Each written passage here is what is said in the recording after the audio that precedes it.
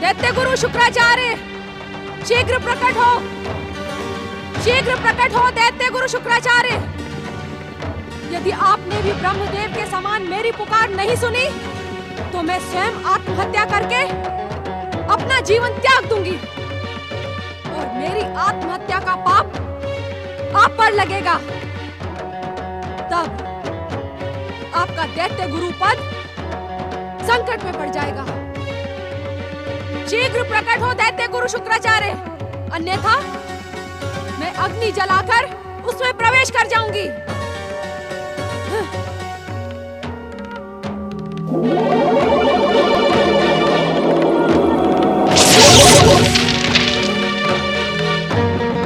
सावधान दैत्य गुरु, मैं अग्नि में प्रवेश करने जा रही हूँ। यदि आप यहाँ प्रकट होकर मुझे नहीं रोकेंगे और इस बंदी गृह से बाहर नहीं निकालेंगे तो मेरी आत्महत्या का पाप आपके माथे लगेगा। शीघ्र प्रकट हो, मैं अग्नि में प्रवेश करने जा रही हूँ। हर हर महादेव। आप अग्नि के तप को कलंकित क्यों कर रही हैं कश्यपति दीदी? आपके अशुभ विचारों और दुर्गुणों को यदि अग्नि भी भस्म करेगी तो स्वयं कलंकित हो जाएगी। शुक्राचार्य, मुझे और अपमानित ना करो। ये तो दैत्य जाति का दुर्भाग्य है कि उसकी आदरणीय दैत्य माता कलंक और अपमान के इस बंदी गृह में अपना जीवन बिता रही है। अब तुम दैत्य माता के पद से भ्रष्ट हो चुकी हो दीदी। तुम्हें स्वयं को दैत्य माता कहलवाने का कोई अधिकार नहीं है। शुक्राचार्य, यदि मैं दैत्य माता के पद से भ्रष्ट हो चुकी हूँ तो तुम मेरा आदेश सुनकर यहाँ प्रकट क्यों हुए हो? तुमने मेरी आज्ञा का आदर क्यों किया? ये इस बात का प्रमाण है कि मैं दैत्य माता दिति हूँ। मुझे तुमसे सहानुभूति है दीदी। मैं तुम्हें रोते कलपते नहीं देख सकता। बताओ क्या चाहती हो? दैत्य गुरु, मुझे इस बंदी गृह से बाहर निकाले। मुझे कश्यप ऋषि के पुराने आश्रम में पहुंचा दीजिए। मैं वहां प्रसन्न रहूंगी। कदापि नहीं। जब तक तुम दैत्यों के आराध्य भगवान शिव की आराधना करके दैत्य माता का पद और गौरव पुनः प्राप्त नहीं कर लेती, तब तक तुम्हें यहीं रहना होगा। पृथ्वीलोक पहुंचते ही तुम्हारा जीवन भयानक संकटों से घिर जाएगा। उसकी चिंता आप ना करें दैत्य गुरु। हर संकट से संघर्ष करने की शक्ति है दिति में। तो फिर रजतपुर के संकट से भी संघर्ष करो। मैं तुम्हें पृथ्वीलोक नहीं भेज सकता। आप मेरा आदेश नहीं ठुकरा सकते। मैं तुम्हारा आदेश ठुकरा चुका हूँ दीदी। अपनी सीमा को लांघने का दुस्साहस न करो, अन्यथा मेरा शाप तुम्हें कहीं का नहीं छोड़ेगा। अब मैं और अपमान नहीं सह सकती। मैं इसी समय अग्नि में प्रवेश करके अपना जीवन त्याग दूंगी। मैं तुम्हें बता चुका हूं दीदी कि अग्नि भी तुम्हारे पापी शरीर को भस्म नहीं करेगी। स्वर्ण अग्नि में जाकर कुंदन बन जाता है, परंतु लोहा ही रहता है। तुम्हारा हठ और अहंकार लोहे से भी अधिक कठोर बन चुका है।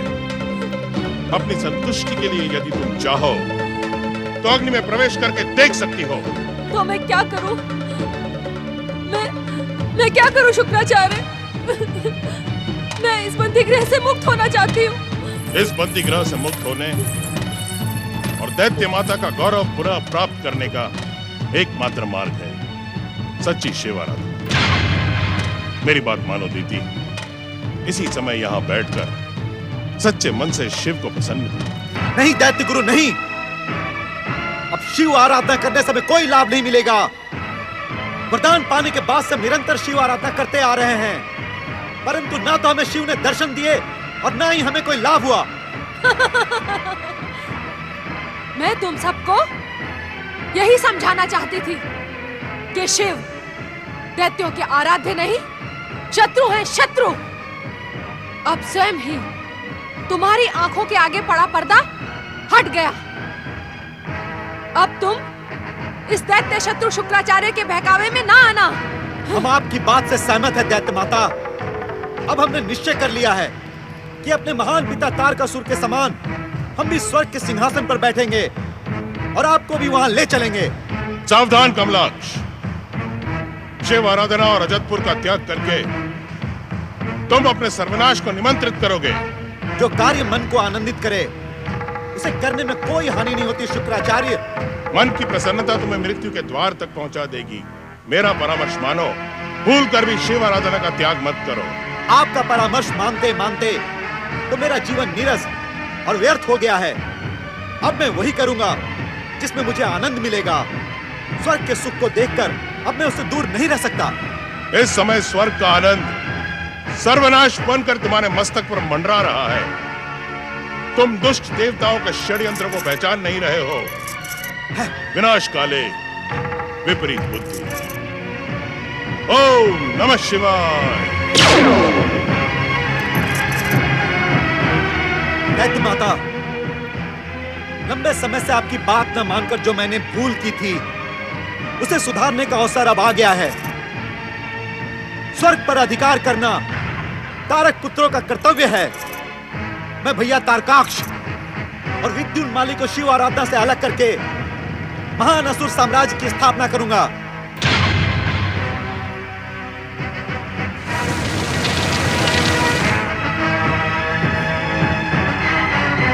मेरा आशीर्वाद तारक पुत्रों के साथ है। स्वर्ग विजय करने से अब तुम्हें कोई नहीं रोक सकता। तुम तीनों अपनी वरदानी शक्तियों के साथ स्वर्ग पर अधिकार कर लो। दैत्य शत्रु शिव, तारक पुत्र न केवल ब्रह्मा जी का वरदान मिथ्या करेगा, अपितु सारे संसार में महान दैत्य साम्राज्य स्थापित करेगा। उस दिन संसार तुम्हारे नहीं, मेरे चरणों में झुकेगा, मेरे चरणों में।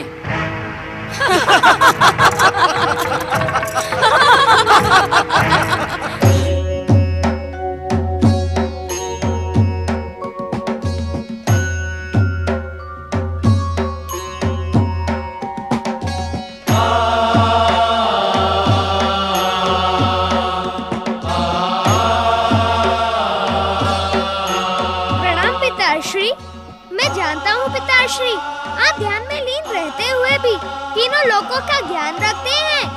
आपने जिस उपाय का संकेत मुझे दिया था वह कृपा करके मुझे बता दें।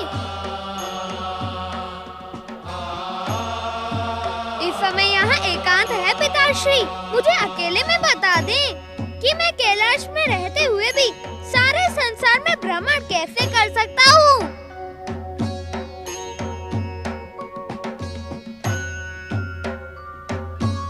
ओम महागणेशाय नमः। ओम परमदेवाय नमः। ओम विश्ववराय नमः। ओम महागणेशाय नमः। ओम परमदेवाय नमः। ओम परमदेवाय नमः। ओम विश्ववराय ऋषिवर, नमः। अब तो मुझे भी देवराज इंद्र का कथन सत्य प्रतीत होता है।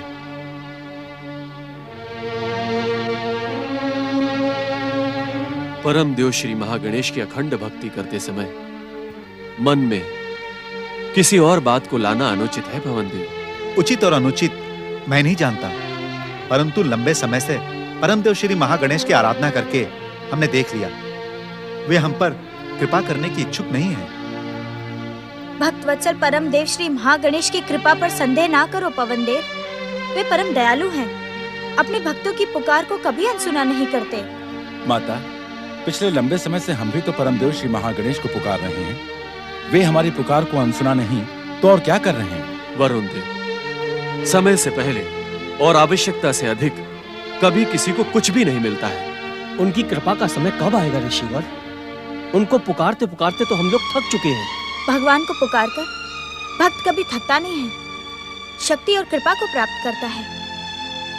इंद्र की भांति तुम सबके मन में इस समय जो कुविचार उठ रहे हैं उसका त्याग करके श्री महागणेश की आराधना में लीन हो जाओ।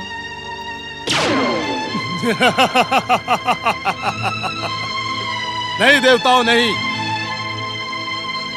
अब तो ना तुम्हें श्री महागणेश की भक्ति की आवश्यकता है और ना ही स्वर्ग के लिए चिंतित होने की।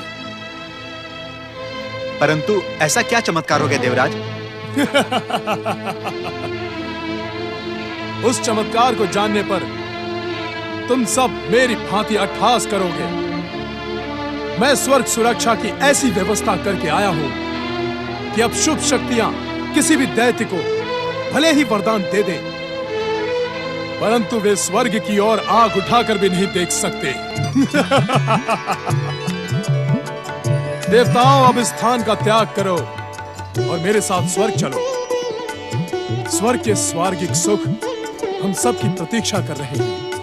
परंतु देवराज, स्वर्ग में तो भयासुर है, यही कहना चाहते हो ना पवन देव? हाँ देवराज। धन कुबेर के शरीर से जन्मा भयासुर मेरे शरीर से जन्मे मत्सरासुर के क्रोध से अब तक भस्म हो चुका होगा।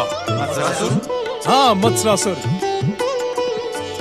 देवराज इंद्र के क्रोध से जन्मा मत्सरासुर विध्वंसक और विनाशक योद्धा है। वो अपने प्रहारों से पर्वतों को समतल भूमि बना सकता है, पृथ्वी का हृदय चीर सकता है, संसार को नष्ट भ्रष्ट कर सकता है। उसने तो अब तक देवताओं की सबसे बड़ी शत्रु दैत्य माता दीति को भी समाप्त कर दिया होगा। चलो देवताओं, स्वर्ग चले। ठहरो देवताओं, परमदेव श्री महागणेश की आराधना का त्याग करना उचित नहीं है पुत्र। जब तुम्हें स्वर्ग विजय का समाचार मिल जाए तभी परमदेव श्री महागणेश को धन्यवाद देते हुए यहाँ से जाना।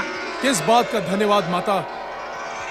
मत्सरासुर मेरे क्रोध से जन्मा है, उसमें किसी की कोई भी कृपा नहीं है। पुत्र इंद्र, इस संसार में जो कुछ भी घटित होता है वो परमदेव श्री महागणेश की इच्छा से घटित होता है। सत्य तो ये है पिताश्री कि इंद्र और उसके स्वर्ग के लिए इस संसार में जो कुछ भी घटता है वो अशुभ और दुखदाई होता है। चलो देवताओं, मैं अधिक समय तक इस तनाव के वातावरण में नहीं रहना चाहता। स्वर्ग के सुखों का भोग करने के लिए मेरा मन आतुर हो रहा है। चलो देवताओं। ये उचित नहीं हुआ स्वामी। इंद्र का अभिमान उसकी सफलता में सबसे बड़ी बाधा है। अब हमें इस अनुचित को उचित करने के लिए परमदेव श्री महागणेश की अखंड आराधना करनी होगी। ओम महागणेशाय नमः। ओम महागणेशाय नमः। ओम महागणेशाय नमः। ओम महागणेशाय नमः।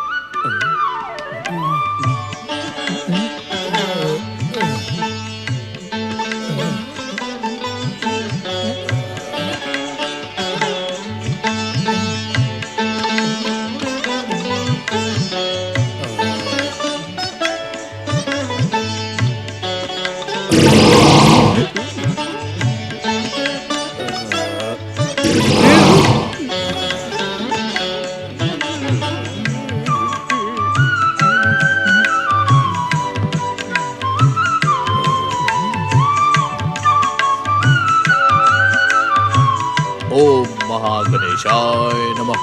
ओम नमः शिवाय। गणेशाय नमः। ओम महागणेशाय नमः। ओम महागणेशाय नमः। दैत्य गुरु शुक्राचार्य, आपने मेरी इच्छा के विरुद्ध स्वर्ग लोक में प्रकट होकर अपनी सिद्धियों का दुरुपयोग किया है। आपको स्वर्ग लोक में प्रकट होने का कोई अधिकार नहीं है। जहाँ जहाँ असुर और राक्षस होते हैं वहाँ वहाँ प्रकट होकर उनकी रक्षा करना मेरा जन्म सिद्ध अधिकार है। जय जय श्री महागणेश। दैत्य गुरु शुक्राचार्य, मैं भयासुर हूँ और ये मत्सरासुर है। मैं धन कुबेर से और ये देवराज इंद्र से जन्मा है। आपकी परिभाषा के अनुसार हम दोनों दैत्य हैं ही नहीं है? और वैसे भी मैं दैत्यों के संहारक श्री महागणेश का भक्त हूँ और ये देवराज इंद्र के मुख से जन्म लेने के कारण देवराज इंद्र का भक्त। शांत रहो भयासुर, मुझे उपदेश देने की भूल न करो। तुम दोनों असुर हो, मेरे लिए केवल इतना ही पर्याप्त है। जिन परिस्थितियों में तुम्हारा और मत्सरासुर का जन्म हुआ है वे परिस्थितियां किसी भी जीवात्मा को दैत्य या असुर बना देती हैं। मैं तुम्हें सावधान करने आया हूँ। जय जय श्री महागणेश। दैत्य गुरु शुक्राचार्य, मुझे सावधान करने की आवश्यकता नहीं है। मैं श्री महागणेश का भक्त हूँ। उनकी कृपा सदा मुझ पर रहती है। इसी कारण कोई भी संकट मेरे समीप आने से पहले भाग खड़ा होता है। ये देखिए, ये मत्सरासुर भी संकट बनकर मेरे सामने आया था। अब आप स्वयं देख लीजिए, ये यहाँ किस प्रकार आहत पड़ा हुआ है। जय जय श्री महागणेश। दैत्यों के आराध्य विश्वनाथ भगवान शिव के पुत्र होने के कारण मैं श्री गणेश का आदर और सम्मान करता हूँ, परंतु उन्हें अपना आराध्य नहीं मानता। इसी कारण दैत्य गुरु शुक्राचार्य, इसी कारण आप आज तक किसी भी दैत्य या असुर को शक्ति संपन्न नहीं कर पाए। बिना श्री महागणेश की कृपा के सारे दैत्य और असुर संसार में मारे मारे भटकते रहते हैं। असुर, मैं तुमसे वाद विवाद करने स्वर्ग नहीं आया हूँ, अभी तो ये बताने आया हूँ कि तुम तीनों तारक पुत्रों शांबुकी, वरंगी और दीति को स्वर्ग में प्रवेश ना करने देना। दैत्य गुरु शुक्राचार्य, यदि वे सब मेरे अतिथि बनकर आए तो मैं उनका स्वागत करने से पीछे नहीं हटूंगा। श्री गणेश ने मुझे वरदान देते समय जो बंधुभाव की शिक्षा दी थी, उसका पालन करना मेरा धर्म है। तुम अपने धर्म का पालन करो भयासुर, और तारक पुत्रों को अपने धर्म का पालन करने की शिक्षा दो। स्वर्ग यात्रा से कमलाक्ष की बुद्धि भ्रष्ट हो गई है। उसने अपने भाइयों को भ्रमित करना प्रारंभ कर दिया है। जिसे जो उचित लगे उसे वो करने दे दैत्य गुरु। कैसे करने दूं? जिस शिव कृपा से तारक पुत्रों के जीवन की रक्षा हो सकती है, वे तीनों उसी शिव कृपा को ठुकराकर पथभ्रष्ट हो रहे हैं। भयासुर, यदि तुमने उन्हें स्वर्ग प्रवेश करने दिया तो शिव कोप से तुम और यह स्वर्ग लोक भी सुरक्षित नहीं बचेगा।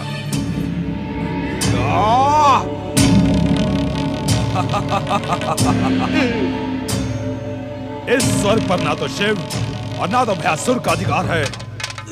ये स्वर्ग तो मेरे स्वामी इंद्र का है। अब मेरा क्रोध तुम दोनों को जीवित नहीं छोड़ेगा।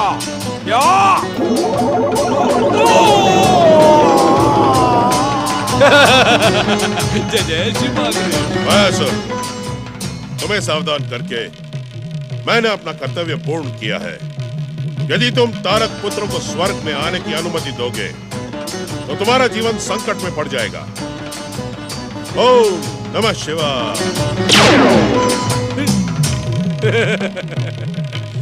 जय जय श्री महागणेश। ओम महागणेशाय नमः। ओम महागणेशाय नमः।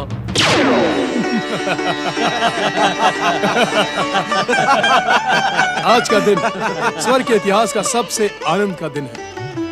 आज के पश्चात कोई भी दैत्य, दानव, मानव या राक्षस स्वर्ग पर अभियान करने की भूल नहीं करेगा।